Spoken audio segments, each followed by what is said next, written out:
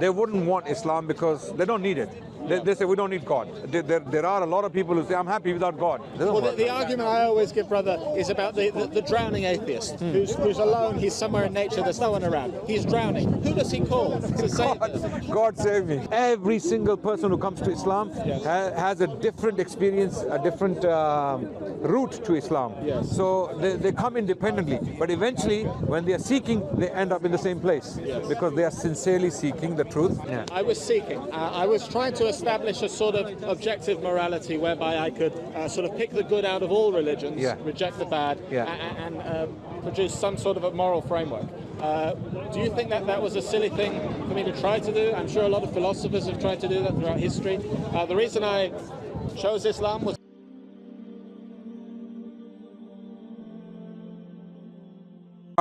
makes a lot of sense to a lot of people who are seeking solutions to. I mean, people who are busy in their lives, they're living a hedonistic life.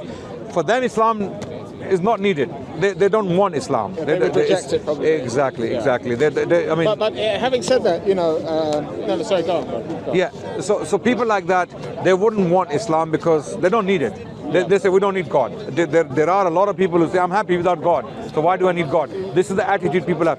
But what they don't realize is that God is not going away. Okay, whether you need him or not, he is there. He's always there. He will be forever. He will be forever, right? So that's why you have to pay attention to him. You have to pay respects to him. And when you do, suddenly you become happier. Yes. Okay. I want to ask you a question, brother, because before I took my Shahada, I was seeking. I was trying to establish a sort of objective morality whereby I could sort of pick the good out of all religions, reject the bad, and produce some sort of a moral framework.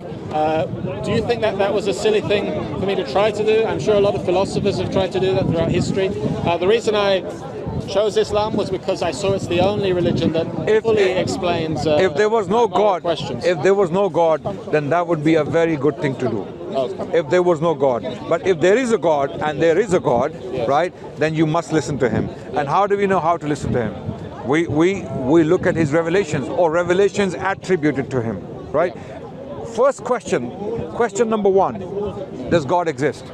That's the first question we need to address. All philosophers have indulged in this question primarily. Okay, is there a creator? Is there a supreme entity who made us? Right? That's the first question. Once we overcome that question, everything else becomes very easy to follow. Yes. Okay. I mean, what I was trying to do was take something like morality and say, well, morality is God, because morality is goodness. Who defines it? What? Every society has common moral, it becomes relative. Moral codes. If there is no God, if there is no moral anchor, if you don't. But every society recognizes that murder is wrong, adultery is wrong. But not every society recognizes adultery is wrong. Not every society recognizes that alcohol consumption is wrong. Not every society recognizes that having extramarital affairs or living, for example, or even they all used to at least 100 years ago. I mean, things have declined. Those were religious societies. Yeah, this country recognise those things were wrong. We recognise abortion was wrong. We recognise homosexuality was wrong. We recognise so long as we were religious. Yeah, but then they were legalised. Yeah, because of atheism, because of the rise of secular ideologies, and in these ideologies, man makes the rules, not God. Yes. So the world became human-centric. Yes. It's not God-centric anymore. Yeah. If we live, if the universe is God-centric, then God is the boss. Yeah. Okay. Or if God doesn't exist, then we become the boss. Then there is no boss. Yeah. No. You don't become the boss. Yeah. Then there is no boss. Yeah. You do what you want. I do what I want. Yeah. Okay. I steal if I can get away with it. Right. Okay. If there's no God, well, why can I not? Why can I not cheat? Why can I not lie? Why can I not? I mean, I'm not saying atheists are immoral people. I'm not saying that. Again, no secular fatwas. Okay. I'm not saying atheists are immoral. Yeah. I'm saying morality. The question of morality becomes a relative question. Yes. You are your boss and I am my boss. Yeah. Because if you don't believe in a judge who's going to judge you after you die, then you could just live your life absolutely whatever you can get away with. 100%. So this is why God is the moral anchor. Yeah. He tells us what is wrong, what is right, and we can justify it. Yeah. Rationally, intellectually, we can justify God's rulings. Okay, but the first thing is to establish whether these are actually God's rulings or not. Okay, because this is the trap the Christians fell in. Yeah. Okay. This is the trap the Jewish people fell in. Right? What was the trap? The trap was laws, rules written by men were taken as God's rules. Okay. Okay. So the Bible. What it says in the Bible. Yeah. I mean, a lot of the stuff in the Bible is not from God. Clearly, when you read the Old Testament, you know this is not God speaking. You know this is not God speaking. In the New Testament, you know this is not God speaking.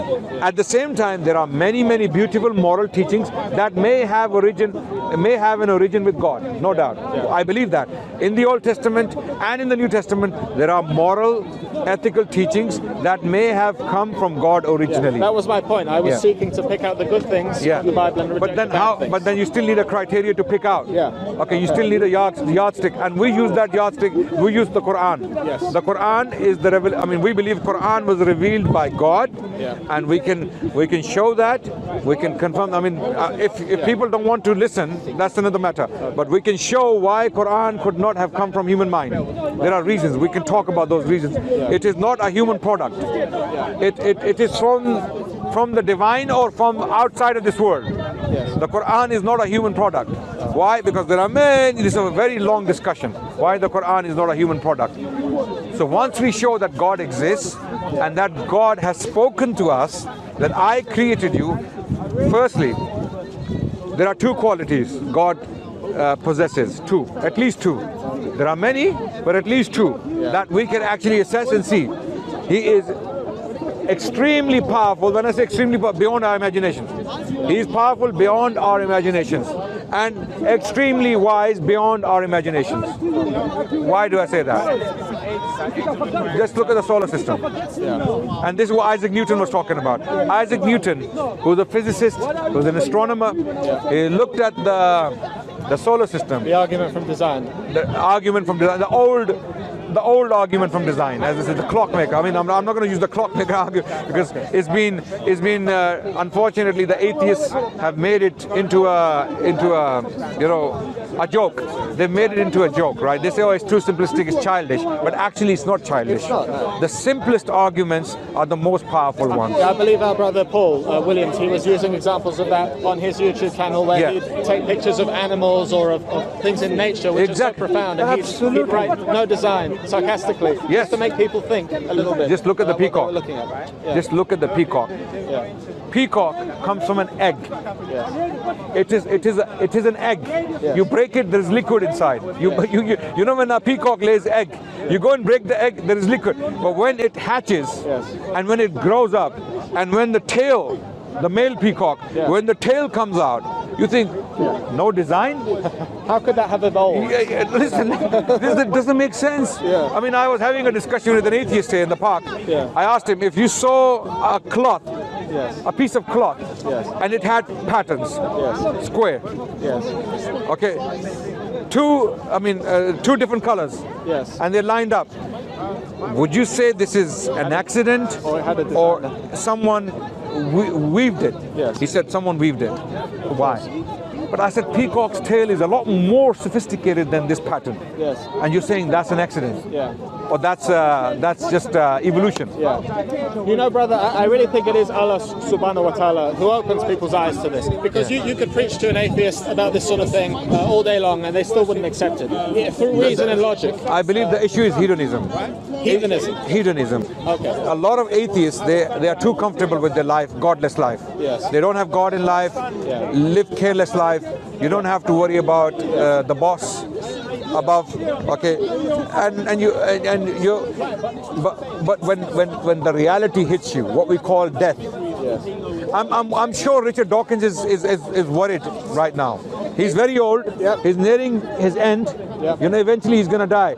I'm sure Christopher Hitchens, when he was dying, I'm sure he was shaken. He must have thought about it. Pascal's wager. He must have thought, well, why don't I just Exactly. So it's not as simple as I am a brave atheist, I'm going to die and nothing. No. Well, the argument I always give, brother, is about the drowning atheist who's alone. He's somewhere in nature. There's no one around. He's drowning. Who does he call to save him? God save me. Who else are you going to call? Yeah. you're not just going to drown. Yes. You're going to call for help. Yes. And you know, this happened to a lot of people. You know Cat Stevens? Yes, I've heard of him. Yeah. Cat Yusuf Islam, yeah? You know what happened to him? Why he changed? I don't know, tell me. At the peak of his career in the 70s, when he was a superstar, he was no less than Beatles. Even to this day, I don't agree with it. He's doing concerts, and he thinks by doing these concerts, he's softening people's hearts towards Islam, right? People can see the softer side of Islam. I don't agree with him. May Allah bless him. May Allah guide the brother. May Allah subhanahu. I love him. I love him. Yeah, absolutely. But he has a different view. No problem. Okay. But how did he come to Islam?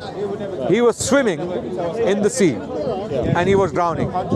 He started to drown. He shouted at that point that, "Oh God, if you exist, and if you save me, I will work for you." What faith? What faith? And then he was thrown out. I mean, these are his words. I'm not making this up. Okay, this story may, it may sound a bit crazy. Yes. He was thrown out. Thrown out of water. Okay. He survived. Yes. He didn't drown. Yes. I mean, he said, when I was drowning, that's what came out of my mouth. "Oh God, if you exist, save me and I'll work for you." Right? He did. Yes. He survived. He came out and he goes, one day he was walking near the Regent's Park Mosque. He just walked in and he took the Shahada. Just walked in and took the Shahada. Why didn't he become a Christian? Why didn't he become a Jew? Why didn't he become a Buddhist? The question is, God who saved him to work for him for whatever reason, however. But what was it that drew him to Islam? Was there anything about it? I don't know the details. I mean, he's talked about it. If you go online and Yusuf Islam, his Islam and how he accepted Islam, if you watch his interviews, he talks about it. So look, everyone has a different reason or different experience with God. Yes. Every single person who comes to Islam has a different experience, a different route to Islam. Yes. So they come independently, but eventually when they are seeking, they end up in the same place. Yes. Because they are sincerely seeking the truth, they're sincerely seeking God, and they find Him. Yes. They find Him, and then after that, it is only getting better. Okay, there is a struggle. Every single step as a Muslim, you'll find struggle to cope with some of the rules, or sometimes you think, subhanallah, it's overwhelming. But my advice to you as a new Muslim is, don't let Islam overwhelm you. I have felt a little overwhelmed. Don't impose all of Islam on you, because that's not going to happen. Move slowly. Yes. And my advice to all Muslims, new Muslims out there who are listening to me right now, is that don't impose Islam on you. Let Islam guide you into this journey gradually. Grow gradually. Of course, fulfill all the basic requirements, which is prayer, which is charity, and all the basics, right? 5 pillars, right?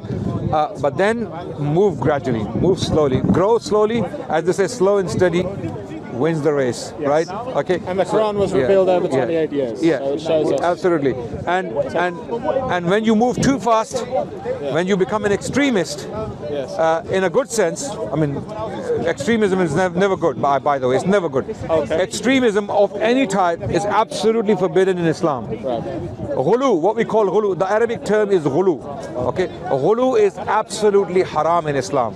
Ghulu in anything, extremism of any form or any shape. Being overzealous about. Exactly, because what happens, you have a burnout. Yeah. The energy runs out, you get deflated, and then you realize, hold on a second. And then shaitan starts whispering. Exactly. So you have to move gradually, slowly. Don't become part of a cult. Don't join a cult. Okay, don't join one particular understanding of Islam. Stick to the Quran and Sunnah, as we discussed earlier. Quran and Sunnah, and stick to orthodox teachings of our great scholars, our great sages, who have produced thousands of volumes to make the path clear to us, right? But don't become an extremist follower of a cult. Any cult. When I say cult, a personality cult, or a school cult, or one particular understanding cult. Be open to Quran and Sunnah, and make sure that whatever you follow is supported from the Quran or Sunnah, or the companions of the Prophet Muhammad, their understanding, because they were direct disciples. They learned from the Prophet directly. They understood Islam better than all of us put together.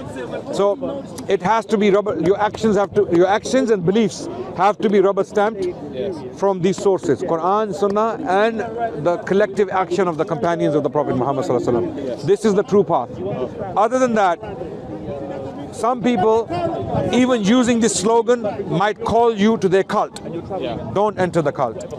Don't fall for the bait. And how do we identify cults or a sect that is when people move in packs? Okay. When people move in packs, when people move in a group, and it is a kind of gangster mentality. And I'm saying anyone who moves like that. I'm not specifically talking about one group in particular. Anyone who moves like a pack, and if you're not part of the pack, you're an outsider. This attitude is absolutely discouraged and is actually abhorrent. It's not Islamic. This cult mentality where if you're part of the pack, you are one of our brothers, and if you're outside of the pack, okay, you may be very close, but you're outside. I mean, look, there is a pack, and there is someone standing next to you, 1 foot away, or someone 10 feet away, another one 20 feet away. These are all your people. These are all your people. Some are closer, others are not.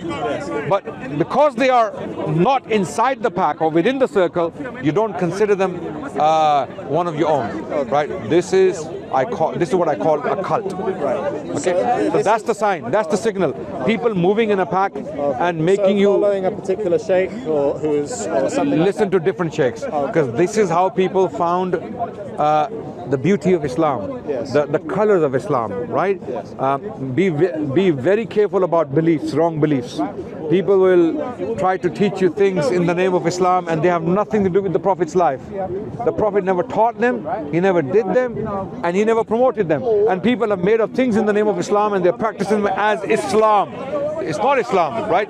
So following one sheikh or two sheikhs or three sheikhs can often lead you into some kind of pack mentality. So be wide. If someone is clearly dodgy, on the wrong path, you don't need to listen to them. Of course. Okay, there are scholars who are in the middle of the road, in the middle of the road kind of scholars. Listen to them, and if you feel something is wrong in what they're saying, you have to ignore it. Okay, take the good and leave the bad. So when you say middle of the road, I take it you mean neither too liberal nor too extreme, but following the Quran and the Sunnah. Yes, absolutely. As moderately as. Absolutely. Yeah. When I say extreme, don't impose the rulings of Islam, and don't be harsh with yourself. Right? If you fail to, let's say, perform a duty diligently, don't be discouraged. Always try your best to keep up. And when you do that, do it with love. Enjoy it. Enjoy your worship. Enjoy your prayer. Okay? It's not a burden. It's a continuous struggle, by the way. You're gonna grow into it, right? But don't impose it on yourself as a ritual. Enjoy the spirit of Salah. When you pray, think of what you're saying. Okay? Repeating the surahs. Yeah, exactly. And repeat slowly and think about it. That Salah is better than. Okay, that just over and done with. This is a ritual. There is a difference between a ritual and a worship. Okay, a ritual is simply you're just doing physical rituals and you're walking away. Okay, this is a physical exercise. You're burning your calories. You're bringing yourself, but you're not getting any benefit, right? It only becomes beneficial when you actually take it in and think about what you're saying. Talk to Allah, talk to God, and you will see He will respond in ways you will be shocked. You just have to talk to Him. You have to give your heart to Him. Oh Allah, you're the only one I reach out to. Listen to me. Please respond to me. You will have something. You will have an experience. He will show you I am watching and I'm listening. You will have a personal relationship with Him. That's when you want it. But if you're just doing rituals, so don't let Islam, actually this is what the Prophet said, don't let Islam overpower you. Okay? You need to overpower Islam. In other words, slowly, gradually. Okay, when you impose all of Islam on you in one night, it's not going to happen, because it never happened with the Sahaba. Okay, they struggled with certain things. And it took them decades before they reached a level where they became the torchbearers of the Muslim civilization. What you're saying is something I've heard in common with many of the brothers I've spoken to, and even some sheikhs I spoke to said exactly the same thing as what you're saying. Yeah. You should take it slowly. You should understand what you're doing. Don't be led astray. These sort of things. Absolutely, absolutely, and it's a beautiful journey. Enjoy it. Yes. Enjoy it. Live like a traveler. You know, a traveler. Who's a traveler? Someone who's enjoying the journey. Exactly. Like Marco Polo or Ibn Battuta. Yes. I'm not saying follow them, but I'm saying live like that. Yes. You know, go in different cities, different places, and see the beauty of this creation of Allah. Life is the journey. Exactly. Jannah is the destination. Exactly. Absolutely. Absolutely. But when unfortunately, when people adopt a very, how can I put it, a very rigid, cultic understanding of Islam, they cease enjoying Islam. Right. The enjoyment stops because now you are in it for the wrong reason, and that's when people start defending the cult instead of enjoying what they believe in. Yes. So it becomes about money or power or not even that. You may be sincere with your cult. Yeah. You may be sincere with your personality cult or the school cult or the understanding cult. Right. You may be sincere with it, but you stop enjoying the worship of Allah. You're spiritually redundant. Right. Spiritually, you're empty, right? Because you're always fighting. Yeah. You have a very hard heart and you want to put people down. You want to show them why they're wrong. Okay. You don't want to show them why you're right. Yes. Okay? And how do you show them why you're right? Not by theory, not by reading verses in front of them or reading information, by showing them in your person, in your personality, through your character why you're right. Yes. Then if people see the beauty of your character, they will ask you themselves, why are you right? Yes. Show us what makes you like that, and then you will show them. Okay, this is a very important balance we need to have in Islam, you know. Yes. So, there's so much we talked about, unbelievable, you know. We covered a lot. And you don't feel like that you're going on for so long. Thank you guys for your attention and your contribution. And brothers and sisters, the basic point here is to make dua for our brother. He has accepted it today? Monday, Allahu Akbar. And he's well read already in Islam. He was researching Islam. He accepted Islam on Monday. And may Allah give him strength.